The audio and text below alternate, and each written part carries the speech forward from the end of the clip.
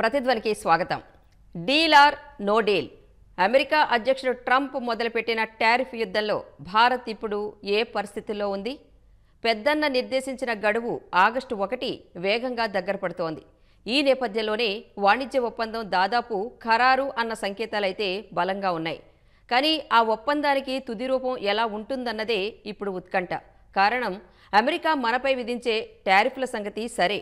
Trump కోరుతున్నట్లు America బహుళజాతి సంస్థలకు market తలుపులు తెరిస్తే ఏం జరుగుతుంది? అమెరికన్ కార్లు, బైకులు, జీఎం పంటలు, డైరీ ఉత్పత్తుల్లో మనం పోటీ పడగలమా? ట్రంప్ గతంలో అన్న 26% అయినా, ఇండియా కోరుతున్న 19% కంటే తక్కువైనా ఏ రంగంపై ఈ ప్రభావం ఎలా ఉండొచ్చు? జనాలకు ధరలు తగ్గేవి ఏవి? ఉద్యోగ ఉపాధికి ముప్పు ఎంత?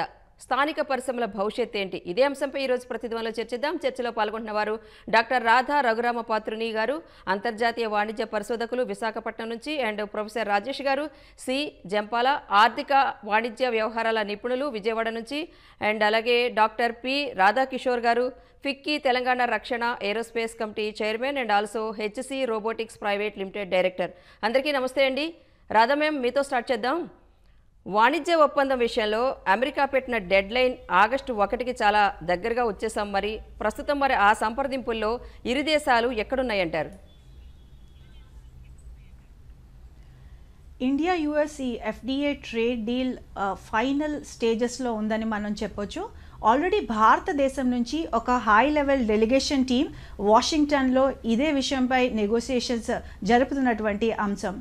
అలాగే రెండు దేశాల మధ్య ఒక మినీ ట్రేడ్ డీల్ కూడా సైన్ అయ్యే అవకాశాలు కనిపిస్తున్నాయి. అలాగే ఆల్మోస్ట్ మనం ఒక కంప్లీట్ ట్రేడ్ డీల్కి చాలా క్లోజ్గా వచ్చినటువంటి పరిస్థితి కూడా మనకు ఇప్పుడు కనిపిస్తుంది. అలాగే రెండు దేశాల మధ్య ఆగస్ట్ 1 కన్నా ముందే రెండు దేశాల మధ్య ఒక ఇంటరిమ్ బయలాటరల్ ట్రేడ్ అగ్రిమెంట్ కూడా జరిగే అవకాశాలు పూర్తిగా కనిపిస్తున్నాయి. అలాగే భారతదేశంపై యుఎస్ విధించినటువంటి ఈ 26% టారిఫ్ ఏదైతే ఉందో, సో ఈ టారిఫ్కి ఆగస్ట్ 1 డెడ్ లైన్. సో దీనికన్నా ముందే రెండు దేశాల మధ్య ట్రేడ్ డీల్ చేసే అవకాశానికి చాలా దగ్గరగా మనం ఉన్నాము. ముఖ్యంగా ఈ సెన్సిటివ్ ప్రోడక్ట్ లిస్ట్ ఏదైతే ఉందో, ఎస్పెషలీ ఈ జిఎం జెనెటికలీ మోడిఫైడ్ ప్రొడక్ట్స్ అయితేనేమి కానీ, అలాగే ఈ ఆటోమొబైల్ ప్రొడక్ట్స్ అయితేనేమి కానీ, అలాగే ఈ పౌల్ట్రీ అండ్ డైరీ ఫార్మింగ్, ఈ culturally and economically sensible products అయితేనేమి కానీ, సో వీటి పైన డిస్కషన్స్ చాలా క్రూషియల్గా అలాగే చాలా సిగ్నిఫికెంట్గా జరుగుతున్నాయి. సో మనం ఆల్మోస్ట్ ఈ డీల్కి చాలా లాస్ట్ స్టేజెస్ అలాగే 5th రౌండ్ ఆఫ్ నెగోసియేషన్స్ జరుగుతున్నాయి. సో కంప్లీట్గా ఈ ట్రేడ్ డీల్ ఆగస్ట్ 1 కన్నా ముందే జరిగే అవకాశం అయితే మనకు కనిపిస్తుంది. ముఖ్యంగా ఈ ట్రేడ్ డీల్లో యుఎస్ అడుగుతున్నటువంటి అంశాలు ఇటు ఆటోమొబైల్స్ కానీ, అలాగే వైన్ కానీ, అలాగే జెనెటికలీ మోడిఫైడ్ ప్రొడక్ట్స్ కానీ, అలాగే ఎలక్ట్రానిక్స్ కానీ యుఎస్ నెగోషియేట్ చేస్తున్నటువంటి అంశాలు. అలాగే మన భారతదేశం నుంచి కూడా ఇటు టెక్స్టైల్స్ కానీ, అలాగే గార్మెంట్స్ కానీ, ప్లాస్టిక్స్ కానీ, కెమికల్స్ కానీ, వీటిపై మనం కూడా ఈ నెగోషియేషన్స్లో అడుగుతున్నాం. రీసెంట్గానే యుఎస్ ఇండోనేషియాతో ఈ ఒక ట్రేడ్ డీల్ కంప్లీట్ చేసుకుంది. బిట్వీన్ 90 to 25% టారిఫ్ మధ్య ఆ ట్రేడ్ డీల్ క్లోజ్ అయింది. దానికన్నా మరింత బెనిఫిషియల్గా భారత్తో మనకు యుఎస్తో జరిగే ఈ ట్రేడ్ డీల్ ఉండబోతుంది అని ఇక్కడ మనం ఒక ఆలోచన చేయొచ్చు. Right ma'am. రాజేష్ గారు, అనుకున్న ఆగస్టు 1లోపే ఈ ఒప్పందం కుదరడానికి అవకాశాలు ఉన్నాయి. ఆల్మోస్ట్ మేడం కూడా అంటున్నారు అయిపోయినాయి ఒప్పందాలని. ఈ ఒప్పందం మనకి ముఖ్యమా, అమెరికాకు ముఖ్యమంటారా? ముఖ్యంగా చెప్తే ఇరు దేశాలకి ఇది చాలా ఇంపార్టెంట్ అగ్రిమెంట్ కిందే మనం చెప్పొచ్చండి. ఎందుకంటే భారతదేశం ఎక్కువ ట్రేడ్ యుఎస్తో చేస్తాం కాబట్టి ఇరు దేశాలు స్ట్రాటజిక్గా ముందుకెళ్ళాలంటే, ఆర్థికంగా స్వావలంబన దిశగా అడుగు వేయాలంటే ఈ టారిఫ్ వార్ని తగ్గించుకుని ఇరు దేశాల మధ్య పరస్పర అవగాహనతో మంచి ఒప్పందం కుదుర్చుకుంటే రెండు దేశాలకి వ్యాపార సంబంధాలు మరింత పెరిగే అవకాశాలు మెండుగా ఉన్నాయి. ఇప్పుడు మేడం గారు రాధా గారు చెప్పినట్టు ఈ డీలు తొందరలోనే క్లోజ్ అయ్యే అవకాశాలు మెండుగా ఉన్నాయి. అంటే మనకి ఇన్ఫార్మల్ సోర్సెస్ ద్వారా తెలుస్తుంది. దీన్ని బట్టి అర్థమైంది ఏంటంటే, రీసెంట్గా ఇండోనేషియాతో ట్రేడ్ డీల్ కుదిరినప్పుడు ట్రంప్ గారు ఏం చెప్పారంటే, నెక్స్ట్ ఇండియానే డీల్ తొందరలోనే సంతకం చేస్తామని ఆయన సొంత ఛానల్లో ఆయన ప్రకటించారు కూడా. దీన్ని బట్టి మనకి ఏమర్థమైంది అంటే ఇండియా కూడా ఆల్మోస్ట్ సైనింగ్కి దగ్గరగా ఉందని, దీనివల్ల బయలాటరల్ ట్రేడ్ అగ్రిమెంట్ ఇరు దేశాల మధ్య కుదిరే అవకాశాలు మెండుగా ఉన్నాయని మనం అనుకోవచ్చు. అయితే ఈ ఒప్పందంలో కీలక అంశాలైనటువంటి కొన్ని విషయాల గురించి మనకి ఆ డీల్ అయితే కానీ కరెక్ట్గా తెలియదు. ప్రస్తుతం మనం ఊహాగానాలకే పరిమితం అవ్వాల్సి వస్తుంది.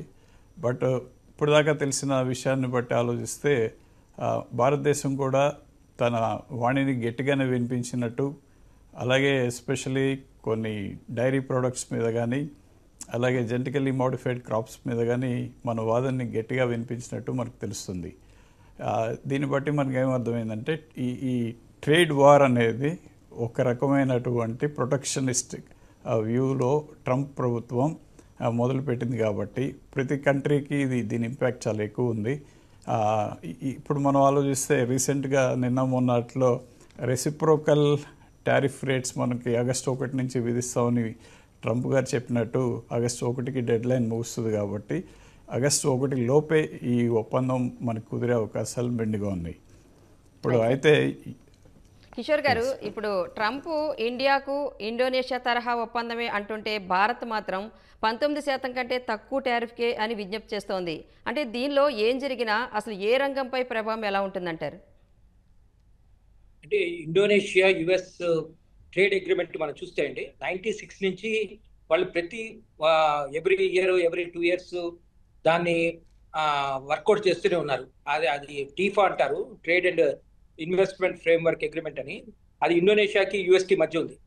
అలాంటి వాళ్ళకే ఇది ఒక ఎక్స్ట్రాడినరీ స్ట్రగుల్ అయింది అని ప్రెసిడెంట్ స్పోక్స్మెన్ చెప్పాడు. ఏంటి, మనం ఈ పర్టికులర్ ట్రేడ్ అగ్రిమెంట్ చాలా కష్టపడి మేము సాధించుకున్నాము, 32% నుంచి 19% తీసుకొచ్చాము. దీంట్లో ఇంకా మనం ఫర్దర్గా చేయడానికి ఏమీ లేదు అని ఇండోనేషియా అంటోంది. అది యుఎస్ ఏమంటుందంటే మనం అన్ని రకాలుగా, అంటే మా Indonesia is now free market for us, మేము ఎక్కడైనా ఏదైనా చేయొచ్చు అంటున్నారు. అదే రకమైన అగ్రిమెంట్ ఇండియాకి జరగాలి అంటే ఇండియాలో ఉన్న ప్రతి సెక్టర్లోనూ వాళ్ళు వస్తారనే ఒక భయం అయితే ఉంది.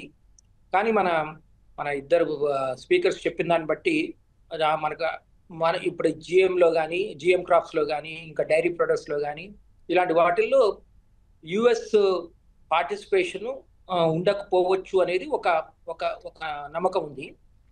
అదేవిధంగా మన దగ్గర నుంచి వెళ్ళే ఎక్స్పోర్ట్స్ అన్నీ కూడా ఏ రకమైన టారిఫ్కి వస్తాయి, దానివల్ల ఏ రకమైన ఇంపాక్ట్ వస్తుంది ఇండియన్ కంపెనీస్కి అనేది మనం చూడాల్సి ఉంది. ఎందుకంటే కొన్ని కంపెనీస్ అంటే ఇంటర్నేషనల్గా మనం చూస్తుంటే ఎందుకు యుఎస్ ట్రేడ్ డీల్ ఎందుకు ఇంపార్టెంట్ ఫర్ ఎవ్రీ కంట్రీ అంటే మొత్తం 80% of world revenues many times యాక్చువల్గా ఆ యుఎస్ నుంచే వస్తాయి. మనకి ఫార్మా రంగంలో కానీ, ఐటీ రంగంలో కానీ అనేక రంగాల్లో 80% ఆఫ్ ది రెవెన్యూస్ మనకి యుఎస్ నుంచి వస్తాయి. కాబట్టి ఎవ్రీ కంట్రీకి యుఎస్ అనేది యుఎస్తో బిజినెస్ చేయడం అనేది చాలా ముఖ్యము. దాని గురించే అందరూ కష్టపడుతున్నాం. సో ఇక్కడ కూడా మనం చూడాల్సింది ఇండోనేషియా తరహాలో మనకు అగ్రిమెంట్ రావాలి అంటే అఫ్కోర్స్ మన టారిఫ్స్ తగ్గుతాయనే ఎక్స్పెక్టేషన్ ఉంది. ఏ సెక్టర్స్లో మనకి వెసులుబాటు ఉంటుంది, ఏ సెక్టర్స్లో మనకి ప్రాబ్లమ్స్ వస్తాయి అనేది ఇంకో 2-3 రోజుల్లో తేలనుంది. అంటే ఇంకో 5వసారి మన commerce team, industry and commerce team యుఎస్లో ఉంది ఈ విషయాల మీద ఫైనలైజేషన్ చేయడానికి.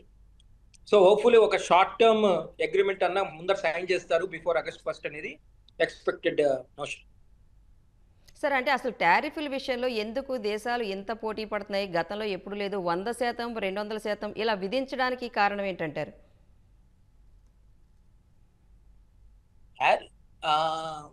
అంటే యుఎస్ ప్రొటెక్షనిస్ట్ మెజర్స్ ఏనండి.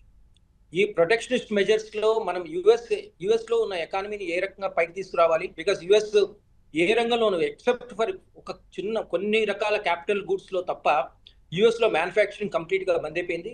మొత్తం వాళ్ళ యుఎస్ లో ఈ రోజున ఒక టూత్ బ్రష్ కానీ, ఒక చిన్న వస్తువులు కానీ అన్ని కూడా మనకి చైనా నుంచో, లేకపోతే ఇండియా నుంచో, బంగ్లాదేశ్ నుంచో, కొరియా నుంచో వస్తున్నాయి.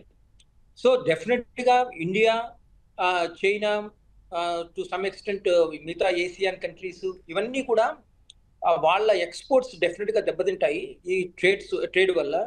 అంటే యుఎస్ ఇప్పుడైనా రియలైజ్ కాకపోతే, ఆ ప్రొటెక్షనిస్ట్ మెజర్స్ తీసుకురాకపోతే యుఎస్ లో ఏ రకమైన మ్యానుఫ్యాక్చరింగ్ ఉండదు. యుఎస్ ఎకానమీ దానివల్ల చాలా ప్రాబ్లమ్స్లోకి వెళ్తుంది అనేది ట్రంప్ యొక్క సిద్ధాంతం. అందుకని ఆయన చేసే ప్రతి ప్రయత్నం కూడా యుఎస్లో మ్యానుఫ్యాక్చరింగ్ డెవలప్ చేయాలి అనే ప్రయత్నం కనిపిస్తూ ఉంటుంది. దానివల్ల మనకి కొన్ని కంట్రీస్ ఏ రకమైన టారిఫ్, ఏ రకమైన డ్యూటీస్ కట్టకుండా అమెరికాలో వాళ్ళు మార్కెట్ చేసుకోగలుగుతున్నారు ఆ ప్రొడక్ట్స్. దానివల్ల యుఎస్ ఎకానమీకి ఏ రకమైన బెనిఫిట్ రావట్లేదు, అంటే యుఎస్ గవర్నమెంట్కి బెనిఫిట్ రావట్లేదు అనేది ఒక వాదన ఉంది అక్కడ. ఈ ప్రొటెక్షనిస్ట్ మెజర్స్ వల్ల హోప్ఫుల్లీ అమెరికాలో మ్యానుఫ్యాక్చరింగ్ కొద్దిగా డెవలప్ అవ్వచ్చు. రాధా మ్యామ్, కాకతాళీయమో లేదంటే ఈ సంప్రదింపుల్లో భాగమో కానీ ఎప్పటి నుంచో వెయిటింగ్లో ఉన్న టెస్లా కూడా ముంబైలో అడుగు పెట్టేసింది. మరిన్ని అమెరికా వాహన సంస్థలు ఈ బాటలో ఉన్నాయంటారా? ఇండియన్ కార్ ఇండస్ట్రీ కనుక చూసుకుంటే ఈ ఆటోమొబైల్ సెక్టర్లో ఎస్పెషలీ 4 మిలియన్ కార్స్ ఇయర్ భారతదేశంలో సేల్ అవుతున్నటువంటి అంశం. అలాగే వరల్డ్లో ఎనీ లార్జెస్ట్ ఈ కార్ మ్యానుఫ్యాక్చరర్ వాళ్ళు భారతదేశంలో తమ వ్యాపారాలు కొనసాగించాలని చూస్తున్నారు. ఇది ఒక అంశం. అయితే మరొక అంశం, భారతదేశంలోని ఈ automobile sector largely protected sector. వరల్డ్లోనే చూసుకున్నట్టయితే one of the largest protection ఇస్తున్నటువంటి ఈ సెక్టర్ ఈ ఆటోమొబైల్ సెక్టర్. నియర్లీ ఇంపోర్టెడ్ కార్స్పై 110% వరకు టారిఫ్ విధిస్తున్నటువంటి పరిస్థితి కూడా మనకు కనిపిస్తుంది. అలాగే ఈ ఆటోమొబైల్ ఎస్పెషలీ ఈ లగ్జరీ కార్ సెగ్మెంట్ కూడా one of the crucial points in the negotiation. కరెంట్గా ఇండియా అండ్ యుఎస్ నెగోసియేషన్స్లో ఆటోమొబైల్స్ కూడా వన్ ఆఫ్ ద సిగ్నిఫికెంట్ అంశంగా ఇప్పుడు మనకు కనిపిస్తున్నటువంటి పరిస్థితి. అలాగే ఎక్సెప్ట్ అగ్రికల్చర్ అన్ని ప్రొడక్ట్స్పై ఈ 0 నుంచి అలాగే నెగ్లిజిబుల్ టారిఫ్స్ విధించాలనే అంశం కూడా యుఎస్ పట్టుపడుతున్నటువంటి అంశం. అయితే దీనికి అనుగుణంగా ఇటు యుఎస్ కూడా ఈ లగ్జరీ కార్స్పై ఈ టారిఫ్స్ కంప్లీట్గా తగ్గించాలి అనే అంశం కూడా ఈ నెగోసియేషన్స్లో ముందుకు తీసుకువచ్చింది. అలాగే ఈ టెస్లా CEO కూడా టెస్లా భారతదేశానికి రాకపూర్వం కూడా ఇదే అంశాన్ని ప్రతిపాదించారు. అయితే ఇక్కడ భారతదేశంలో ఉన్నటువంటి పరిస్థితి చూస్తే ఈ భారతదేశంలో ఉన్నటువంటి luxury car segment one of the potential సెక్టర్స్గా ఉన్నటువంటి పరిస్థితి. అలాగే డొమెస్టిక్ ప్లేయర్స్ ఇటు టాటాస్ కానీ అలాగే మహేంద్రా కానీ వీళ్ళందరూ కూడా ప్రభుత్వానికి తమ వైపు నుంచి అంశాలన్నీ కూడా ప్రస్తావిస్తున్నటువంటి అంశం కూడా ఇక్కడ మన ముందుకుంది. అలాగే ఈ డొమెస్టిక్ మ్యానుఫ్యాక్చరింగ్ సెక్టర్ ఒకవేళ ఈ టారిఫ్స్ కనుక తగ్గించినటువంటి పరిస్థితుల్లో ఈ డొమెస్టిక్ మ్యానుఫ్యాక్చరింగ్ ఈ ఆటోమొబైల్స్ ఎస్పెషలీ ఈ కార్స్ సెక్టర్ కూడా ఇంపాక్ట్ అయ్యే పరిస్థితులు కూడా మనకు కనిపిస్తున్నాయి. అలాగే ఇక్కడ ఉన్నటువంటి ఈ డొమెస్టిక్ ఇన్వెస్ట్మెంట్స్ కూడా చాలా వరకు తగ్గే పరిస్థితి కూడా మనకు కనిపిస్తున్నటువంటి అంశం. కాబట్టి కంప్లీట్గా టారిఫ్స్ నెగ్లిజిబుల్ కానీ యుఎస్ అడుగుతున్నటువంటి 0% కానీ ఇమీడియట్గా చేయలేనటువంటి పరిస్థితి భారత్ వైపు నుంచి కూడా ఉంది. అలాగే ఇటు భారత్ కూడా కంప్లీట్గా ఇప్పటికే తను నియర్లీ 30 ప్రోడక్ట్స్ పై టారిఫ్ తగ్గించినటువంటి అంశం. దానిలోని ఇంపోర్టెడ్ 2-వీలర్ సెగ్మెంట్పై కూడా టారిఫ్స్ బాగా తగ్గించినటువంటి అంశం కూడా ఇక్కడ మనం గుర్తు చేసుకోవాలి. కాబట్టి ఇమీడియట్గా ఈ ఆటోమొబైల్ రంగంలో ఎస్పెషలీ ఈ లగ్జరీ కార్ సెగ్మెంట్స్ కానీ వీటిపై టారిఫ్స్ కంప్లీట్గా తగ్గించినటువంటి పరిస్థితుల్లో డొమెస్టిక్ ఇండస్ట్రీపై దీని ఇంపాక్ట్ చాలా వరకు కనిపిస్తుంది. ఎస్పెషలీ ఇది డొమెస్టిక్ ఇన్వెస్ట్మెంట్స్ కానీ అలాగే దాంతోపాటు ఉన్నటువంటి డొమెస్టిక్ ఎంప్లాయబిలిటీపై కూడా ఇంపాక్ట్ చేసే పరిస్థితి మనకు కనిపిస్తుంది. అలాగే కాబట్టి కేవలం ఈ టారిఫ్స్ కాకుండా ఈ లగ్జరీ కార్ సెగ్మెంట్లో ఈ సర్చార్జెస్ కానీ వీటిని తగ్గించే అంశం ఇప్పటికే ఒక ప్రతిపాదికలో ఉన్నది. కాబట్టి ఇమీడియట్గా డొమెస్టిక్ కార్ సెగ్మెంట్స్లో టారిఫ్స్ కంప్లీట్గా తగ్గే పరిస్థితి ఇటు డొమెస్టిక్ ఇండస్ట్రీస్కి ఇంపాక్ట్ అవుతుంది. కాబట్టి ఇది తగ్గించే పరిస్థితి ఉండదు. కాకపోతే ఈ నెగోసియేషన్స్లో కొంతవరకు సర్చార్జెస్ కానీ అలాగే ఇతర అంశాలను పరిశీలనలోకి తీసుకుంటారు. అయితే భారతదేశం కూడా ఇటు డొమెస్టిక్ ఆటోమొబైల్ ఇండస్ట్రీని కూడా ఈ international competition in future international competition తట్టుకునే విధంగా ఈ డొమెస్టిక్ కార్ సెగ్మెంట్ కానీ అలాగే ఇతర ఆటోమొబైల్ సెగ్మెంట్స్ని కూడా తయారు చేసినటువంటి అంశం కూడా ఇక్కడ మనం ఒకసారి గుర్తు చేసుకోవాలి. Right ma'am. రాజేష్ గారు, ఈ కార్లు బైకులతో పాటు అమెరికాతో వాణిజ్య ఒప్పందంలో GM పంటలు డైరీ ఉత్పత్తులపైన కూడా ఆందోళన వ్యక్తమవుతోంది. కారణాలు ఏంటంటారు?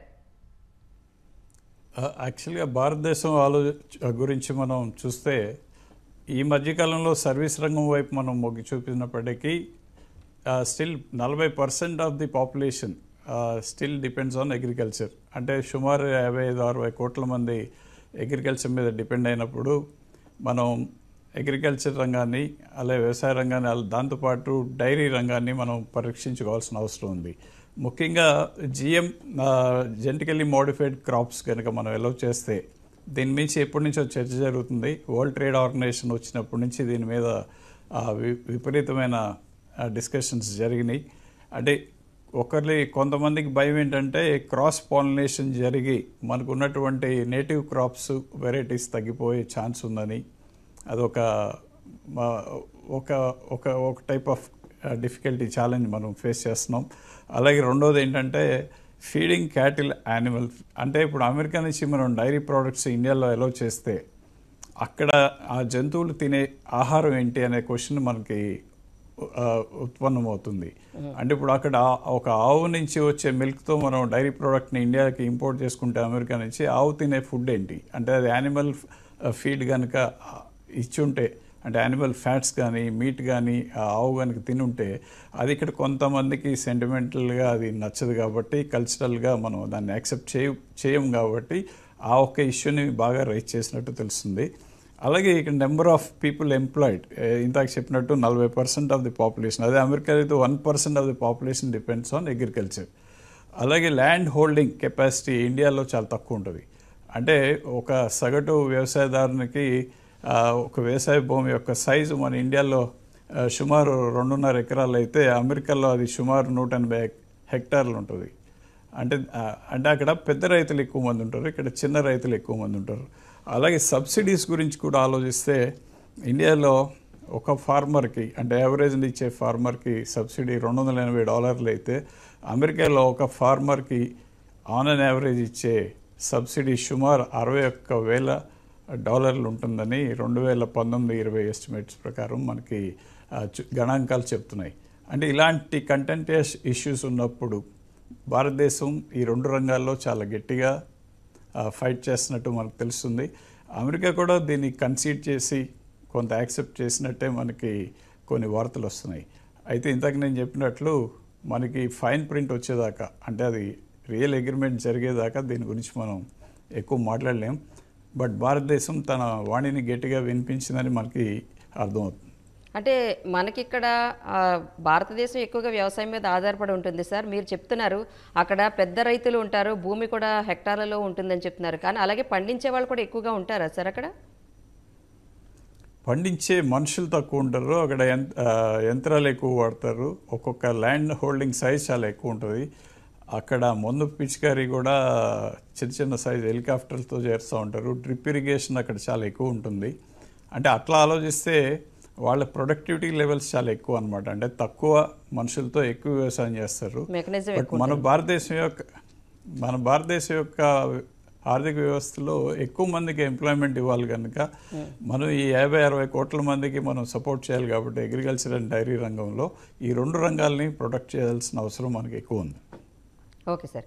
కిషోర్ గారు, ఇప్పుడు ఫార్మా, ఐటీ, అలాగే ఐటీ అనుబంధ సేవల రంగాలపై కూడా ఇండో అమెరికా వాణిజ్య ఒప్పందం ఎలాంటి ప్రభావం చూపించవచ్చు అంటారు? ఫార్మా సెక్టర్లో మాత్రం చాలా గణనీయమైన చేంజెస్ కనిపిస్తాయండి మనకి. అంటే మన ఈ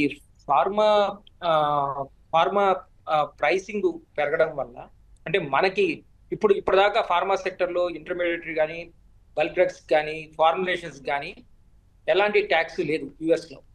దీనివల్ల దీనికి ఏ రకమైన తారీఫ్ యాడ్ చేసినా సరే యావరేజ్ అమెరికన్ కొనుక్కునే ఫార్ములేషన్స్ కానీ, లేకపోతే కంపెనీస్ తీసుకునే బల్క్ డ్రగ్స్ కానీ దేనికైనా సరే కాస్ట్ పెరుగుతాయి. దానివల్ల మనము గ్లోబల్ కాంపిటీషన్ని ఫేస్ చేయాల్సి వస్తుంది. అంటే ఈరోజు అమెరికా వాళ్ళు ఎందుకు ఇండియన్ జనరిక్ డ్రగ్స్ ఇలాంటివి కొంటారు అంటే, Indian drugs are very cheap, చాలా ఇన్ఎక్స్పెన్సివ్గా ఉంటాయి కాబట్టి మనకి ఎక్స్పోర్ట్స్ చేయగలుగుతున్నాం. ఆ ఎక్స్పోర్ట్స్ డెఫినెట్గా తగ్గుతాయి. ఎక్స్పోర్ట్స్ తగ్గడంతో పాటు ప్రాఫిట్స్ తగ్గుతాయి. మనం చేసే R&D ఇన్వెస్ట్మెంట్ ఏదైతే ఉందో అది కూడా తగ్గుతుంది.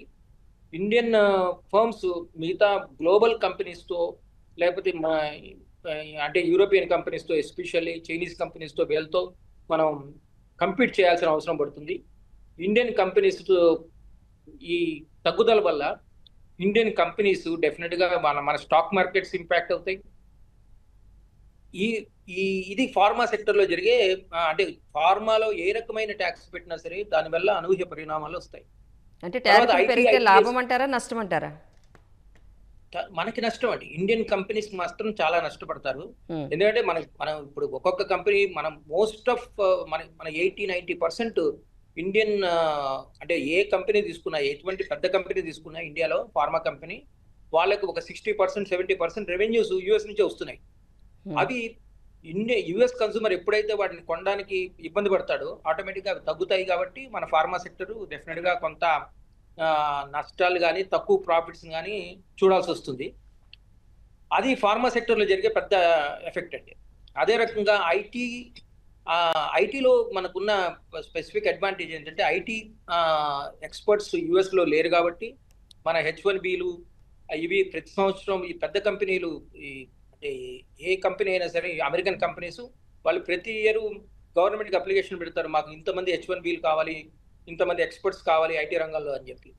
సో ఐటీలో మన ఎక్స్పోర్ట్స్ అలానే కంటిన్యూ అవుతాయి. ఐటీ ఎక్స్పోర్ట్స్కి పెద్దగా ట్యాక్స్ ఇబ్బందులు ఉండవని అనుకుంటున్నాము. అలాగే ఐటీఎస్లోకి వచ్చేసరికి ఐటీఎస్లో కూడా అంటే ఎనేబుల్డ్ సర్వీసెస్లో కూడా కొంతవరకు ట్యాక్స్ పెడితే అది మళ్ళీ అమెరికన్ కంపెనీసే మళ్ళీ దాన్ని కట్టుకోవాల్సి వస్తుంది.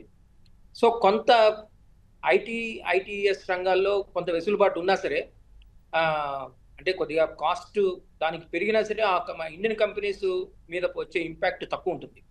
ప్లస్ ఈరోజు చాలా ఐటీ కంపెనీస్ అమెరికన్ కంపెనీస్ ఇండియాలో ఉన్నాయి కాబట్టి ఆ కంపెనీసే అటువంటి సాఫ్ట్వేర్ తయారు చేయడం కానీ లేకపోతే ఐటీఎస్లో ఈ సర్వీసెస్ని ప్రొవైడ్ చేయడం కానీ అమెరికన్ కంపెనీస్ చేస్తున్నాయి.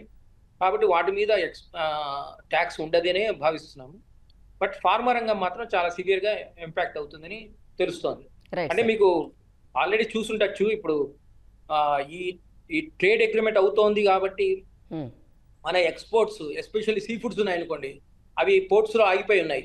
అమెరికన్ పోర్ట్స్లో చాలా వరకు మన ఎక్స్పోర్ట్స్ ఈరోజు ఆగి ఉన్నాయి. ఎందుకంటే ఆగి ఉన్నాయి, లేకపోతే వాళ్ళు మాట్లాడుతున్నారు ఇండియన్ కంపెనీస్తో, మేము ఒకవేళ టారిఫ్ పెరిగితే ఆ టారిఫ్ కూడా మీరు కవర్ చేసుకుంటారా అనే విషయం మీద ఇండియన్ సీ ఫుడ్స్ కంపెనీస్ని అమెరికన్ బయర్స్ అడుగుతున్నారు. ఇలాంటి ఇష్యూస్ ఇప్పుడు మొదలయ్యాయి. But pharma is definitely getting affected. Radha ma'am, అసలు ఇప్పుడు ట్రంప్ ఎంతగా పట్టుబడుతున్న ఈ టారిఫ్ వార్ లక్ష్యం చూస్తే ఇండియా అమెరికా మధ్య ఈ ట్రేడ్ డెఫిసిట్ తగ్గించడమేనా, లేదంటే వేరే ఏమైనా వ్యూహాత్మక కారణాలు ఉన్నాయంటారా? ట్రంప్ ప్రెసిడెంట్షిప్ తీసుకున్న దగ్గర నుంచి 3 అంశాలపై వరల్డ్ వైడ్గా చాలా చర్చ జరుగుతుంది. ముఖ్యంగా ఈ టారిఫ్స్ పైన అయితేనేమి కానీ, అలాగే సిటిజన్షిప్ అయితేనేమి కానీ, లేదంటే ఈ మీడియేషన్ ఇన్ ఇంటర్నేషనల్ వార్స్, ఇది లార్జ్లీ డిస్కస్డ్ అంశాల్లో ఇవే ముందుంటాయి. అలాగే ముఖ్యంగా ఇక్కడ టారిఫ్ కనుక చూసుకున్నట్లయితే టారిఫ్ వార్ హోల్ వరల్డ్ దీనికోసమే డిస్కస్ చేస్తుంది. అలాగే దీని అనుగుణంగానే సఫర్ అవుతున్నటువంటి అంశం కూడా ఇక్కడ మనకు ముందు కనిపిస్తుంది. అయితే ఈ టారిఫ్స్ కనుక మనం తీసుకున్నట్లయితే కేవలం ఈ టారిఫ్స్ యొక్క ప్రైమరీ ఆబ్జెక్టివ్ అమెరికాలో ఉన్నటువంటి ఈ మ్యానుఫ్యాక్చరింగ్ బేస్ కానీ, అలాగే ఇతర సెక్టర్స్ని కానీ స్ట్రెంథన్ చేయడం, అలాగే ఎంప్లాయబిలిటీ క్రియేట్ చేయడం అన్న అంశమా, అలాగే దీంతో పాటు అమెరికాకు ఉన్నటువంటి ట్రేడ్ డెఫిసిట్, మిగిలిన కంట్రీస్తో ఉన్నటువంటి ఈ ట్రేడ్ డెఫిసిట్ యొక్క తగ్గుదల అనే అంశం ఒకసారి మనం ఆలోచన చేస్తే ఇమీడియట్గా ఇప్పుడు ట్రంప్ తీసుకొచ్చినటువంటి ఈ టారిఫ్ అంశం ఇప్పుడు ఉన్నటువంటి అమెరికన్ బిజినెసెస్, ఫర్ ఎగ్జాంపుల్ ఈ బ్రూవరీస్ ఇండస్ట్రీస్ కానీ, లేదంటే ఈ అల్యూమినియం మ్యానుఫ్యాక్చరింగ్ యూనిట్స్ కానీ, అలాగే ఈ మ్యానుఫ్యాక్చరింగ్ సెక్టర్ యూనియన్స్ కానీ, వీళ్ళందరూ కూడా ఇప్పుడు ఇమీడియట్ టైంలోని they are all happy because వాళ్లకు కావాల్సినటువంటి బిజినెస్ దొరుకుతుంది, అలాగే వాళ్ళ మ్యానుఫ్యాక్చరింగ్ సెక్టర్ ఎక్స్టెండ్ అవుతుంది, ఎంప్లాయబిలిటీ క్రియేట్ అవుతుంది.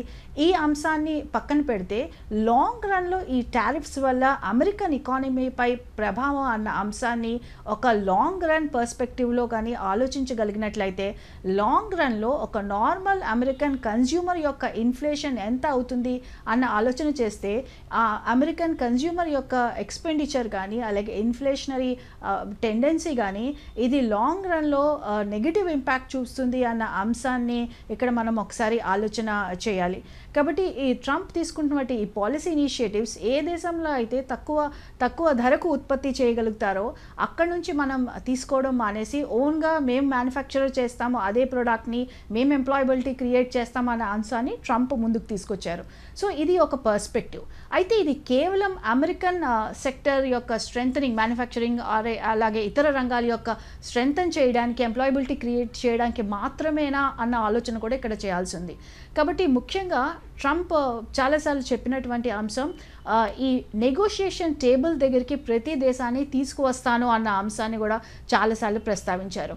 అంటే ఇప్పుడు చైనాపై 55% టారిఫ్ అయితేనేమి కానీ, బ్రెజిల్పై 50% టారిఫ్ అయితేనేమి కానీ, మయన్మార్పై 40% టారిఫ్ అయితేనేమి కానీ, బంగ్లాదేశ్పై 35% టారిఫ్ అయితేనేమి కానీ, సో ప్రతి దేశాన్ని నెగోషియేషన్ టేబుల్ దగ్గరకు తీసుకొచ్చినటువంటి అంశం కూడా ఇక్కడ మనం గుర్తు చేసుకోవాలి. సో ప్రతి దేశం నుంచి రీనెగోషియేట్ చేసే అంశాలు ఇక్కడ పరిగణలోకి తీసుకోవాలి. కేవలం ఇక్కడ నెగోషియేషన్స్తో ఆగిపోతుందా లేదా మరింత లార్జర్ పర్స్పెక్టివ్ అంటే ఈ టారిఫ్స్ విధించి దీని ద్వారా ప్రతి దేశాన్ని నెగోషియేషన్ టేబుల్ దగ్గరికి తీసుకొచ్చి లార్జర్ జియోపొలిటికల్ పాలసీ చేంజ్ కానీ, లార్జర్ జియోపొలిటికల్ చేంజ్ని ఏమైనా ఎక్స్పెక్ట్ చేస్తున్నారా అన్న అంశం కూడా ఇక్కడ ఆలోచించాల్సిన అంశం. సో ప్రతి దేశాన్ని నెగోషియేషన్స్ అనుగుణంగా వాళ్ళ దేశంతో నెగోషియేషన్ టేబుల్ దగ్గరికి తీసుకువచ్చి సో లార్జర్ జియోపొలిటికల్ పర్స్పెక్టివ్ కూడా దీని వెనకాలే ఉంది అన్న అంశంలో ఏమాత్రం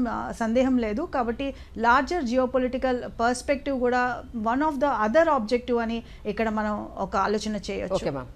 రాజేష్ గారు, ఇప్పుడు స్టాటిస్టిక్స్ చూస్తే 2014-2024 మధ్య విదేశీ వాణిజ్యంలో అమెరికానే మనకి అతిపెద్ద భాగస్వామి. అంటే ఇకపైన ఇది కొనసాగుతుందా లేదంటే టారిఫ్ వార్తో మనకి ఏమైనా ఆల్టర్నేటివ్స్ ఉన్నాయంటారా? మీరు చెప్పినట్టు 2024 సంవత్సరం చూసుకుంటే మనకి ఇరు దేశాల మధ్య వాణిజ్యం సుమారు $129 బిలియన్ జరిగింది. అయితే దాంట్లో సుమారు $87 బిలియన్ ఇండియా నుంచి ఎక్స్పోర్ట్ అయినాయి. అట్లా ఆలోచిస్తే మనకి ఉన్న అతిపెద్ద వర్తక వాణిజ్య పరంగా చూస్తే అమెరికా మనకి మంచి ట్రేడింగ్ పార్ట్నర్ కింద చెప్పుకోవాలి. దాంతోపాటు మీరు అడిగినట్లు భారతదేశానికి ఒక అడ్వాంటేజ్ ఉంది. అడ్వాంటేజ్ ఏంటంటే ఎవరెన్ని టారిఫ్లు విధించినా సరే భారతదేశం యొక్క ఆర్థిక వ్యవస్థ యొక్క మూలాలు ఇంటర్నల్గానే ఉంటాయి. ఇంటర్నల్గా అంటే భారతదేశం యొక్క పాపులేషన్ 140 కోట్ల మంది ఉన్నారు కాబట్టి ఈ ఇంటర్నల్ డొమెస్టిక్ మార్కెట్ సైజ్ మంది చాలా పెద్దది. ఒకవేళ ఎక్స్పోర్ట్స్కి ఇంపోర్ట్స్ బాగా తగ్గిపోయినా సరే భారతదేశ ఆర్థిక వ్యవస్థకి వేరే దేశాలతో కంపేర్ చేస్తే, ఫర్ ఎగ్జాంపుల్ సింగపూర్, హాంకాంగ్ ఇట్లాంటి దేశాలు చాలా చిన్న దేశాలు, వారి యొక్క ఆర్థిక వ్యవస్థ అంతా ఎక్స్పోర్ట్స్ మీద ఆధారపడి ఉంటుంది. భారతదేశానికి అంత ఆధారపడాల్సిన అవసరం లేదు. అలాగే ఆల్టర్నేటివ్స్ అడిగారు మీరు. ఆల్టర్నేటివ్స్ అంటే ఇప్పుడు టారిఫ్స్ అనేది క్వాంటిటేటివ్ రిస్ట్రిక్షన్ అంటారు. అంటే ఒక నెంబర్ పెంచి తగ్గించడం, ట్యాక్స్ పెంచి తగ్గించడం, డ్యూటీలు పెంచి తగ్గించడం ద్వారా రిస్ట్రిక్ట్ చేయొచ్చు. అది కాకుండా భారతదేశం క్వాలిటేటివ్ రిస్ట్రిక్షన్స్ అంటే ఇంత క్వాంటిటీ కంటే ఎక్స్పోర్ట్ చేయకూడదు, ఇంత క్వాంటిటీ కంటే ఇంపోర్ట్ చేయకూడదు అని ఇట్లాంటి రిస్ట్రిక్షన్స్ను మనం వాడుకోవచ్చు.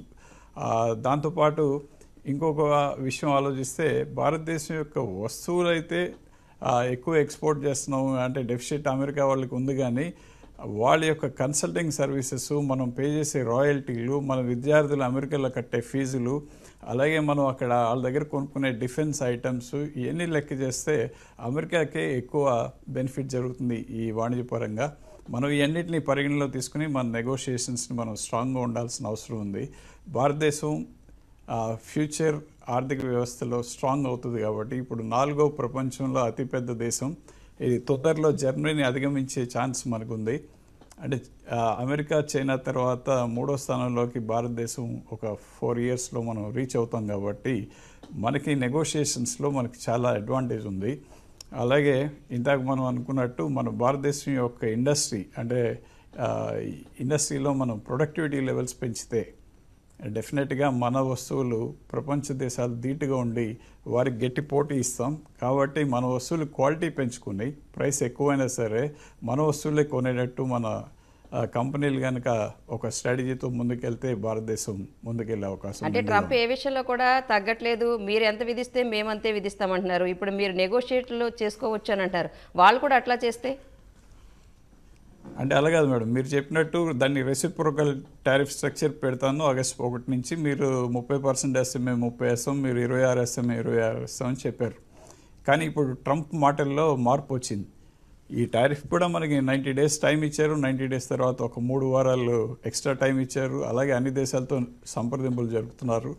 ఇప్పుడు కొత్తగా ట్రంప్ ఏం చెప్తున్నారు, యూనిఫైడ్ టారిఫ్ ఒక 130 కంట్రీలకి సుమారు అందరికీ కలిపి ఒకటే టారిఫ్ విధిస్తామని కూడా నెగోషియేషన్ స్టార్ట్ చేశారు. అంటే ఇది పైకి చెప్పేది ఒకటి ఉంటుంది, లోపల ఇంటర్నల్ ఎజెండాలు కూడా వేరే ఉంటాయి. మనకి హెడ్లైన్స్ చూసి మాత్రమే మనం డిస్కషన్ చేయకూడదు. అంటే నేను చెప్పేది ఏంటంటే every day is an important day. ఈ డిస్కషన్స్లో నెగోషియేషన్స్లో భారతదేశంకి చాలా అడ్వాంటేజ్ ఉంది. Advantage in terms of market. ఇప్పుడు అమెరికన్ ప్రోడక్ట్స్ భారతదేశంలో అమ్ముకోకపోతే వారికే నష్టం. కాబట్టి మన మార్కెట్లోకి ఎలాగైనా ప్రవేశించాలని ఈ టారిఫ్ని వాళ్ళు వాడుకుంటున్నారు. వాళ్ళు ఇందాక మీరు ఇంకో క్వశ్చన్ అడిగారు, అసలు అమెరికాకి ఏంటి నష్టం అని. అమెరికా ఎక్కువ ఇంపోర్ట్ చేసుకుంటుంది ఎక్స్పోర్ట్స్ కంటే, వస్తువుల వైజ్. అంటే చైనా ఎక్కువ ఎక్స్పోర్ట్ చేస్తుంది అమెరికాకి. కాబట్టి చైనాకి అడ్వాంటేజ్ ఉంటుంది అమెరికాతో వాణిజ్యపరంగా. దాన్ని తగ్గిస్తానికి అంటే అమెరికాకి అప్పు ఎక్కువ ఉంటుంది, అంటే బాగా డబ్బులు ఉన్న వాళ్ళకే అప్పు ఎక్కువ ఉంటుంది అనే సిద్ధాంతం ప్రకారం బాగా రిచ్ కంట్రీకే అప్పు ఎక్కువ ఉంటుంది. కాబట్టి దాన్ని తగ్గించే దిశగా ట్రంప్ వారి యొక్క ఎకానమీని ప్రొటెక్ట్ చేసుకుని ఆయన ఎలక్షన్లో గెలిచిన ఎజెండా ప్రకారం make America number 1 are make America great again అనే ఒక స్లోగన్తో వచ్చారు. కాబట్టి వారి యొక్క ఓటర్లను ఆకర్షించే విధంగా ఆయన కొన్ని పాలసీలు తీసుకున్నారు. కాబట్టి ఇది లాంగ్ రన్లో భారతదేశం కాంపిటేటివ్నెస్ పెంచుకుంటే డెఫినెట్గా భారతదేశం ముందుకెళ్తుంది. కిషోర్ గారు, ఈ ట్రేడ్ డీల్ సంప్రదింపుల్లో ఎంఎస్ఎంఈల భవిష్యత్తుపై ఆందోళనలు ఉన్నాయి. అంటే ఎగుమతులపై దెబ్బనా, లేదంటే అమెరికా ఉత్పత్తులు చౌకగా వస్తే పోటీ పడలేమనా? ఏ ఉత్పత్తులు అసలు ఏంటి పరిస్థితి? ఎంఎస్ఎంఈ సెక్టరు ఎప్పుడు కూడా చాలా డెలికేట్ సెక్టర్ ఇది. అంటే చిన్న చిన్న వ్యాపార సంబంధమైన లేకపోతే ఏ రకమైన ఇంటర్నేషనల్గా కొన్ని డిస్టర్బెన్స్ వచ్చినా సరే ఎంఎస్ఎంఈ సెక్టర్ ముందుగా ఎఫెక్ట్ అయ్యేది అదే మోస్ట్ ఎంప్లాయర్ కూడా. ఎంఎస్ఎంఈ సెక్టర్లో ఉన్న ఎంప్లాయ్మెంట్ మిగతా సెక్టర్స్లో ఉండదు. సో మనం ఎంఎస్ఎంఈ సెక్టర్ ఏమన్నా ఇబ్బంది పడింది అంటే చాలా మందికి ఉద్యోగ అవకాశాలు పోతాయి. కాబట్టి డెఫినెట్గా ఎంఎస్ఎంఈ సెక్టర్ని ఆ కాంపిటేటివ్నెస్ని మనం రిటైన్ చేసుకోవాల్సిన అవసరం ఉంటుంది. ఈరోజు అమెరికన్ గూడ్స్ అండ్ సర్వీసెస్ మన ఇండియాకి వచ్చాయి అంటే డెఫినెట్గా మన ఎంఎస్ఎంఈ సెక్టర్స్తో పాటు అవి కంపీట్ చేయలేవు అని నా ఉద్దేశము. ఎందుకంటే వచ్చేవి డెఫినెట్గా కాస్ట్ వైజ్ మనకన్నా ఎక్కువ ఉంటాయి, బట్ క్వాలిటీ వైజ్ కొంతవరకు మెరుగ్గా ఉండొచ్చు. కానీ మన Indian MSME department, MSME sector చాలా రోబస్ట్గా మన కంపెనీస్ని అంటే వేరియస్ స్కీమ్స్ ఈ మధ్యకాలంలో పెట్టి, ఒక లీన్ స్కీమ్ అని, ఒక జెట్ స్కీమ్ అని, ఒక ఈఎస్జి అని మనకు ఎంఎస్ఎంఈస్ని చాలా డెవలప్ చేస్తున్నాయి. అంటే ఇంటర్నేషనల్ కాంపిటేటివ్నెస్ని తట్టుకోవడానికి వీలుగా మన ఎంఎస్ఎంఈస్ రెడీ అవుతున్నాయి. సో ఇండియాలో ఉన్న ఎంఎస్ఎంఈస్ ఇప్పుడు ఎంఎస్ఎంఈ డెఫినేషన్ కూడా మన ఇండియాలో మారింది. అప్ టు 500 crores ఉన్న కంపెనీ కూడా ఈరోజు ఎంఎస్ఎంఈ కింద పరిగణించబడుతోంది. అంటే ఒక మీడియం ఎంటర్ప్రైజ్ మనము వాళ్ళు అంటే రీసెర్చ్కి సంబంధించిన వరకు మనకి సెపరేట్గా ఫండ్స్ వాళ్ళకి అవైలబుల్ చేస్తున్నారు, ఇన్నోవేషన్స్కి డబ్బులు ఇస్తున్నారు. ఎంఎస్ఎంఈ సెక్టర్కి ఏ రకంగా తోడ్పాటు ఇవ్వాలో ఇండియన్ గవర్నమెంట్ ఇస్తుంది. సో దీనివల్ల ఏమవుతుందంటే కాంపిటేటివ్ స్పిరిట్ పెరిగింది. మనం we are able to compete with various countries. మనం ఈరోజు కొన్ని సెక్టర్స్లో చైనీస్ కంపెనీస్ కూడా పక్కన పెట్టి ఇండియన్ కంపెనీస్, ఇండియన్ ప్రొడక్ట్స్ని ఇంటర్నేషనల్ మార్కెట్ తీసుకుంటారు. Not only America, European market కానీ ఇంకా వేరే కంట్రీస్లో కానీ. సో డెఫినెట్గా అమెరికన్ ప్రొడక్ట్స్ రేపు పొద్దున ఇండియా వచ్చినా సరే ఇండియన్ ఎంఎస్ఎంఈ సెక్టర్ వాటిని కొంతవరకు ఫేస్ చేయగలదు. కొన్ని రంగాల్లో కొంత ఇబ్బందులు పడినా సరే ఓవరాల్గా ఎంఎస్ఎంఈ సెక్టర్ చాలా మంచిగా చేస్తుందని నా ఉద్దేశం. రాధా మ్యామ్, అమెరికానే కాదు, ఇప్పుడు నాటో కూడా రష్యాతో వ్యాపారం చేస్తే భారత్పై 100% టారిఫ్ అంటోంది. అంటే వారితో మన వ్యాపారం ఎలా ఉంది, అసలు ఈ కొత్త టారిఫ్ వారి ప్రభావం ఎలా ఉండొచ్చు అంటారు? ఇటు యుఎస్ స్టార్ట్ చేసినటువంటి టారిఫ్ సాంగ్కి నాటో కోరస్ ఇస్తున్నటువంటి ఉన్నటువంటి పరిస్థితి ఇప్పుడు మనకు కనిపిస్తుంది. నాటో చీఫ్ రీసెంట్గా ఈ రష్యాపై ఉన్నటువంటి శాంక్షన్స్ దృష్ట్యా ఇటు ఇండియా ఇటు రష్యా నుంచి ఈ పెట్రోల్ కానీ ఇంపోర్ట్ చేసుకుంటే ఈ పెట్రోల్ ఇంపోర్ట్ చేసుకున్నటువంటి పరిస్థితిలో ఈ పెట్రోల్ ఇంపోర్ట్ చేసుకున్నటువంటి పరిస్థితుల్లో ఈ టారిఫ్ విధిస్తాము అన్న అంశాన్ని ముందుకు తీసుకొచ్చారు. అయితే ఇటు యుఎస్ అండ్ నాటోని మనం రెండింటిని డిఫరెంట్గా చూడలేము. ఈ రెండు ఇటు నాటో కానీ యుఎస్ కానీ రెండు కూడా ఒకే అంశంపై ముందుకు వెళ్తున్నటువంటి పరిస్థితి. అయితే ముఖ్యంగా ఇటు మనం రష్యా నుంచి ఇంపోర్ట్ చేసుకుంటున్నటువంటి ఆయిల్ మన ఇంపోర్ట్ నీడ్స్లో 35% ఆఫ్ అవర్ పెట్రోల్ నీడ్స్ మనం రష్యా నుంచి ఇంపోర్ట్ చేసుకుంటున్నటువంటి పరిస్థితి. అలాగే మోస్ట్ ఇంపార్టెంట్లీ ఈ ఆయిల్ పర్ బ్యారెల్ మనం చూసుకున్నట్లయితే నియర్లీ 19 to 20% తక్కువకి మనం రష్యా నుంచి ఇంపోర్ట్ చేసుకుంటున్నట్టు అంటే అంశం కూడా ఇక్కడ మనం ఒకసారి ఆలోచించాలి. బికాస్ ఆయిల్ అన్నది one of the largest product మనం బయట దేశాల నుంచి ఇంపోర్ట్ చేసుకుంటున్నాం. అలాగే ఆయిల్ ప్రైస్ కానీ ఏమాత్రం ఫ్లక్చుయేషన్స్ వచ్చినా అది మొత్తం ఎకానమీపై ప్రభావం చూపించే అంశం అని కూడా ఇక్కడ మనం ఒకసారి ఆలోచన చేయాలి. కాబట్టి రష్యా నుంచి మనం ఆయిల్ ఇంపోర్ట్ చేసుకుంటున్నాము అన్న అంశం one of the crucial and significant and మనం చేస్తున్నటువంటి మన ఎకానమీకి సపోర్ట్ చేస్తున్నటువంటి ఒక చాలా ఇంపార్టెంట్ అంశం అని ఇక్కడ మనం గుర్తుంచుకోవాలి. అలాగే ఒకవేళ ఇటు అనుకోని పరిస్థితుల్లో ఇటు నాటో కూడా భారతదేశంతో ట్రేడ్ అండ్ భారతదేశం యొక్క ఇంపోర్ట్స్ చాలా అవసరమైనటువంటి పరిస్థితి.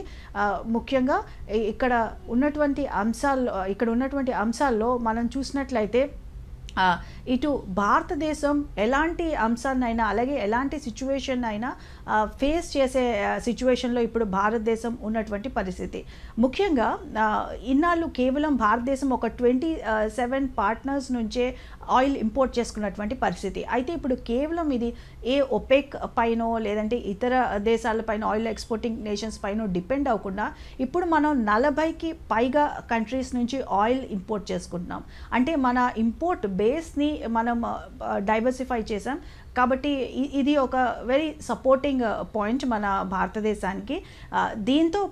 దీంతో పాటు భారతదేశం రష్యా నుంచి ఇంపోర్ట్ చేసుకుంటున్నట్టు ఆయిల్ లో కాస్ట్కి వస్తుందన్న అంశం కూడా ఇక్కడ మనం పరిగణలోకి తీసుకోవాలి. కాబట్టి ఇప్పుడు భారతదేశం తీసుకున్నటువంటి ఈ నిర్ణయం ఇండియన్ ఎకానమీకి అలాగే ప్రొడక్టివిటీకి ప్రొడక్షన్కి చాలా యూజ్ అయ్యేటటువంటి అంశం. కాబట్టి భారతదేశం ఇటు నాటో కానీ అలాగే ఇటు యుఎస్ కానీ ఇచ్చే ఈ టారిఫ్ వార్నింగ్స్కి తలొగ్గకుండా భారతదేశం చేసినటువంటి ఒక వైజ్ డిసిషన్. అలాగే ఎలాంటి సిచ్యువేషన్ అయినా భారతదేశం తన ఇంపోర్ట్ బేస్ని డైవర్సిఫైడ్ చేసినటువంటి అంశం. అలాగే భారతదేశం తన ఇంపోర్ట్ నీడ్స్ని కూడా ఇన్నాళ్ళు కేవలం ఇటు western US economy European union economies అయితేనేమి కానీ కేవలం నాటో ఎకానమీస్పై డిపెండ్ అయినటువంటి అంశం. బట్ ఇప్పుడు మనం ఇంపోర్ట్ బేస్ని చూసుకున్నా అలాగే ఎక్స్పోర్ట్ డెస్టినేషన్స్ని చూసుకున్నా మనం కంప్లీట్గా డైవర్సిఫై అయి ఉన్నటువంటి పరిస్థితిలో ఈ నాటో కానీ అలాగే ఇతర దేశాలు ఇచ్చే వార్నింగ్స్ని అంత పట్టించుకోవాల్సిన అవసరం ఈ పరిస్థితిలో లేదు. ఈ పరిస్థితిలో భారత్ అవసరం ప్రతి దేశానికి ఉంది అన్న అంశం కూడా ఇక్కడ మనం ఒకసారి గుర్తు చేసుకోవాలి. Right ma'am. రాజేష్ గారు, ఇప్పుడు జాతీయమైన అంతర్జాతీయమైన కూడా నాకేంటి అనే కోణంలో చూసే సగటు భారతీయులు ఈ ఇండో అమెరికా వాణిజ్య ఒప్పందాల్లో అర్థం చేసుకోవాల్సిన అంశాలు ఏంటండి? అంటే ఎలాంటి ఒడిదుడుకులు వచ్చినా సరే ముఖ్యంగా ఇంపాక్ట్ వచ్చేది సామాన్య మానవుల మీదే. అంటే నేను చెప్పేది ఏంటంటే సామాన్య మానవుడికి ముఖ్యంగా ఎక్కడ ఇబ్బంది వస్తుంది, ధరలు పెరగటంలో వస్తుంది. ధరలు అంటే ఇన్ఫ్లేషన్ పెరుగుతుంది. ఇందాక మేడం చెప్పినట్టు ఈ రష్యా నుంచి ఆయిల్ కొంటున్నాం, మీకు 1/3 of the oil we're buying from Russia. కానీ ఒకవేళ ఈ టారిఫ్ వార్లో భారతదేశం నష్టపోయి ఆయిల్ ప్రైసెస్ ఎక్కువ పెట్టి కొనాల్సి వస్తే అది రవాణా రంగంపై ప్రభావం చూపిస్తుంది, అది తద్వారా వేరే రంగంపై ప్రభావం చూపిస్తుంది. కాబట్టి ప్రైసెస్ కొంచెం పెరిగే అవకాశం ఉంది. అది డెఫినెట్గా సామాన్య మానవుడిపై ఇబ్బందికరమైన పరిస్థితి ఎదుర్కోవచ్చు. అతని యొక్క పర్చేజింగ్ కెపాసిటీ అంటే కొనుగోలుదారు యొక్క శక్తి తగ్గిపోవచ్చు. అంటే ప్రైసెస్ పెరగకుండా కనుక గవర్నమెంట్స్గా ప్రభుత్వాలు మన చొరవ చూపి కంట్రోల్ చేయగలిగితే సామాన్య మానవుడు ఈ విపత్తు నుంచి బయటికి రావచ్చు. అయితే సామాన్య మానవుడికి ఎక్కువ శక్తి ఉంటుంది. శక్తి అంటే తట్టుకుని నిలబడే శక్తి ఎక్కువ ఉంటుంది, రెసిలియన్స్ ఉంటుంది. అంటే అలవాటు పడిపోయి వాళ్ళు ఖర్చుని రేషనలైజ్ చేసుకుని వేరే ముందుకు వెళ్తారు తప్పితే వారి యొక్క దీని గురించి ఎక్కువ ఆలోచించరు. కానీ ఇంపాక్ట్ అయ్యేది వాళ్ళే, కానీ దాన్ని ఒడిదొడుకులు ఎదుర్కొనే శక్తి ఎక్కువ ఉంటుంది కాబట్టి డెఫినెట్గా వాళ్ళు దీన్ని పాజిటివ్గానే తీసుకుంటారు. కాకపోతే నేను ముఖ్యంగా చెప్పాల్సింది ఏంటంటే ప్రభుత్వాలు ఇప్పుడు సామాన్య మానవుల యొక్క నైపుణ్యాన్ని పెంచే దిశగా చర్యలు చేపట్టాలి. వారి హెల్త్ని ఇంప్రూవ్ చేయాలి, వారి యొక్క ఎడ్యుకేషన్ ఇంప్రూవ్ చేయాలి, స్కిల్స్ని ఇంప్రూవ్ చేయాలి. ఈ మూడు లేకుండా భారతదేశం ముందుకెళ్ళటం అనేది సాధ్యం కాదు. అంటే భారతదేశం ప్రభుత్వాలు కూడా ఈ లిక్కర్ అమ్మి వారి హెల్త్ని పాడు చేస్తున్నాయని అనిపిస్తుంది మనకి. ఈ లిక్కర్ అమ్మటం ద్వారా వచ్చే ఆదాయం కోసం చూస్తున్నారు తప్పితే లిక్కర్ అమ్మటం ద్వారా సామాన్య మానవులకి ఎంత హెల్త్ పోతుంది, వారి యొక్క ప్రొడక్టివిటీ ఎంత లాస్ వస్తుంది అనేది కూడా మనం క్యాలిక్యులేట్ చేయాలి. ఇప్పుడు మనం ముఖ్యంగా ఆలోచించాల్సింది స్కిల్స్ పెంచాలి, ఎడ్యుకేషన్ పెంచాలి, దాంతోపాటు ఆరోగ్యాన్ని పెంచితే డెఫినెట్గా సామాన్య మానవుడికి మనం చేయూతనిచ్చి ముందుకు తీసుకెళ్లే అవకాశం మెండుగా ఉంది. Right sir. కిషోర్ గారు, ఇప్పుడు ఈ టోటల్ ట్రేడ్ వార్లో చూస్తే మనం తగ్గే కొద్దీ కూడా కేంద్రం చాలా కాలంగా ప్రతిష్టాత్మకంగా అమలు చేస్తున్న ఆత్మనిర్భర్ భారత్ లక్ష్యాలకి ఇబ్బందులు వచ్చే అవకాశాలు ఏమైనా ఉన్నాయంటారా? ఆత్మనిర్భర్ భారత్ ఇంకా మనం పెంచుకోవడానికి ఇది ఒక సువర్ణ అవకాశం కింద కూడా మనం భావించవచ్చండి. ఎందుకంటే ప్రతి సెక్టర్లో, డిఫెన్స్లో కానీ, ఏరోస్పేస్లో కానీ, ఫుడ్ సెక్టర్లో కానీ, అగ్రికల్చర్ సెక్టర్లో కానీ, ఏ సెక్టర్లో తీసుకున్నా సరే ఆత్మనిర్భర్ భారత్ ఇది ప్రామినెంట్ రోల్ ప్లే చేస్తుంది. అంటే అనేక స్టార్టప్స్ వస్తున్నాయి ఈరోజు. ఆ స్టార్టప్స్ అన్నీ కూడా ఇన్నోవేటివ్ ప్రొడక్ట్స్ని తీసుకొస్తున్నాయి. అవన్నీ కూడా ఎక్స్పోర్ట్ సబ్స్టిట్యూషన్ కింద మనకి పనిచేస్తాయి. అంటే ఎక్స్పోర్ట్స్ మన ఇంపోర్ట్ సబ్స్టిట్యూషన్ కింద పనిచేస్తాయి. ఎట్లా మనము ఈ రోజు మనం అమెరికా నుంచో, రష్యా నుంచో, ఇంకో ఎక్కడి నుంచైనా తీసుకొచ్చే ప్రొడక్ట్ని రీప్లేస్ చేసి మనము ఇండియాలో తయారు చేసుకునే దానికి మనకు అవకాశం దొరికింది. అంటే మన టెక్నాలజీ కోఆపరేషన్ కానీ కొన్ని కాంపోనెంట్స్ ఇంపోర్ట్ చేసుకుని దాని ద్వారా మనం ఇక్కడ తయారు చేసుకోవడం అనేది ఒక కొత్త డెవలప్మెంట్. ఈవెన్ మనం రక్షణ రంగంలో తీసుకుంటే ఐడెక్స్ అనే పర్టికులర్ ఫోరంలో అనేకమైన స్టార్టప్స్కి అవకాశం ఇచ్చారు. కొత్త ప్రొడక్ట్స్ని తీసుకొచ్చారు. అవి ఇప్పుడు మన రక్షణ రంగంలో డిప్లాయ్ అవుతున్నాయి. అంటే దాని అర్థం ఏంటంటే అనేక రకాలుగా మన ఆత్మనిర్భర్ ప్రోగ్రాము పర్ఫెక్ట్గా నడుస్తోంది. ఇది రేపు వచ్చే ప్రోడక్ట్స్ మనకి ఇంకా కాస్ట్లీగా వస్తుంటే, ఏదో యుఎస్ నుంచో లేకపోతే ఇంకో నాటో కంట్రీస్ నుంచో ఒక ప్రోడక్ట్ మనకి కాస్ట్లీ పడితే మనం ఇండియాలో తయారు చేసుకోవడానికి అవకాశం ఇంకా ఎక్కువ ఉంది. మన బ్యాంక్స్ కానీ ఈరోజు స్టార్టప్స్కి బ్యాంక్స్ 20 crores దాకా వితౌట్ ఎనీ కొలాటరల్ లోన్ ఇస్తున్నాయి. ఎంఎస్ఎంఈ రంగానికి ఒక 10 crores వరకు వితౌట్ ఎనీ కొలాటరల్ లోన్ ఇస్తున్నాయి. మన టెక్నాలజీ కోఆపరేషన్కి గవర్నమెంట్ అనేక రకాలుగా అవకాశాలు కల్పిస్తోంది. ఎడ్యుకేషన్ ఇన్స్టిట్యూషన్స్ లైక్ ఐఐటీస్ ఇవన్నీ కూడా ప్రతి వాళ్ళు కూడా ఇండస్ట్రీతో కలిసి పనిచేసి కొత్త ప్రొడక్ట్స్ని డెవలప్ చేయడానికి ప్రయత్నం చేస్తున్నారు. ఇవన్నీ ఆత్మనిర్భర్ భారత్లో భాగంగా మేక్ ఇన్ ఇండియా ప్రోగ్రాంలో మనం చేసుకుంటున్న ప్రయత్నాలు. దీనివల్ల డెఫినెట్గా మనము ఫారిన్ ఎక్స్చేంజ్ సేవ్ చేసుకోగలుగుతున్నాం. మన ఇండియాలో ఎంప్లాయ్మెంట్ ఇంకా ఎక్కువ క్రియేట్ చేసుకోగలుగుతున్నాం. మోర్ అండ్ మోర్ ఎంఎస్ఎంఈస్ వస్తున్నాయి. మనం నాట్ ఓన్లీ ఇండియాలో తయారు చేసుకోవడం కాకుండా అనేక డెవలపింగ్ కంట్రీస్కి మనము ఈరోజు మన మేక్ ఇన్ ఇండియా ప్రొడక్ట్స్ని మనం ఎక్స్పోర్ట్ చేయగలుగుతున్నాం. ఎస్పెషల్లీ రక్షణ రంగంలో మనం ఎక్కువగా డబ్బులు ఖర్చు పెట్టి మనం ఇంపోర్ట్ చేసుకునే ప్రొడక్ట్స్ ఈరోజు మనం తగ్గించుకుని మనం ఎక్కువగా ఇండియాలో చేసుకోగలుగుతున్నాం. ప్రతి డిపార్ట్మెంట్ గవర్నమెంట్ ఆఫ్ ఇండియాలో ఆల్మోస్ట్ ఎవ్రీ డిపార్ట్మెంట్ మన స్టార్టప్ ప్రోగ్రామ్ కింద, ఆత్మనిర్భర్ ప్రోగ్రామ్ కింద, మేక్ ఇన్ ఇండియా ప్రోగ్రామ్ కింద ఫండ్స్ అంటే స్పెషల్ డిపార్ట్మెంట్స్ని పెట్టి ఆ పర్టికులర్ డిపార్ట్మెంట్స్లో కొన్ని ప్రాబ్లమ్ స్టేట్మెంట్స్ ఇచ్చి దానికి తగ్గట్టుగా ఇండియన్ ఇండస్ట్రీని ఆ ప్రొడక్ట్ని తయారు చేయమని కోరి వాటికి డబ్బులు ఇచ్చి మనం డెవలప్ చేసుకుంటున్నాయి. సో మనం ఎవ్రీ సెక్టర్లో ఇండియాలో ఈ రోజున మనము మేక్ ఇన్ ఇండియాని చాలా విజయవంతంగా నిర్వహించుకుంటున్నాం. ఇది ఇంకా కొద్దిగా అంటే ఇంకా వచ్చే కాలంలో ఐ థింక్ వచ్చే బడ్జెట్స్లో మనం ఇంకా ఎక్కువ డబ్బులు దీనికి స్పెండ్ చేయగలుగుతాము. మనం ఇండియాలో అంటే ఇండియా ఇంపోర్ట్స్ మీద ఎక్కువగా డిపెండ్ కాకుండా ఈ మేక్ ఇన్ ఇండియా మనకి చాలా తోడ్పాటు చేస్తాం. Right, thank you so much sir. Radha ma'am, Rajesh గారు అండ్ కిషోర్ గారు ప్రతిధ్వని చర్చలో పాల్గొన్నందుకు ధన్యవాదాలండి. ఇది నేటి ప్రతిధ్వని. నమస్తే.